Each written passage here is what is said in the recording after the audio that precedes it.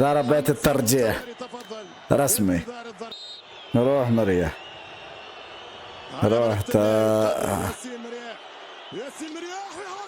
حطها وفكرت ضيعها. هذا لو تضرب عليه ثلاجة تدخل بسوما. يلا ضيعها ضيعها. عبدي قام مباراة حلوة ان شاء الله رئيسي يكملها بتسجيل.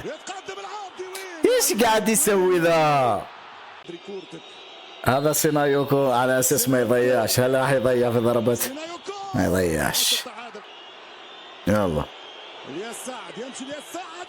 حطه حلو.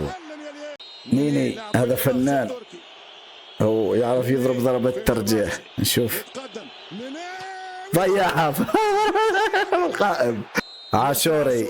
يا مش تضيعها مش تضيعها وسجلوه.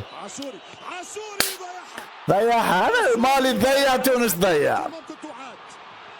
يا كيت يظهر لي خايف ممكن يضيعها. يا الله سجلها. والرمضان ما عمل ولا شيء في المباراة.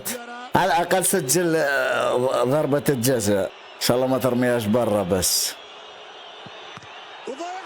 ضيعها. هاي يا دحمان، هاي الأخيرة. بالرمضان عرفتوا يضيع. هاي يا بالرمضان. هاي شكرا. مع السلامة تونس. مبروك المالي، مبروك إخوتنا في مالي.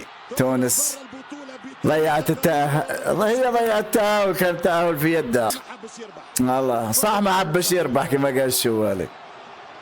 طريقة غريبة. نعم مبروك لإخوتنا في مالي. هذه هي كرة القدم. الصراحة تونس لعبت أحسن، بس هذه هي كرة القدم. مبروك لإخوتنا في مالي وهارد لك لإخوتنا في تونس. حظ أوفر من المرة القادمة إن شاء الله.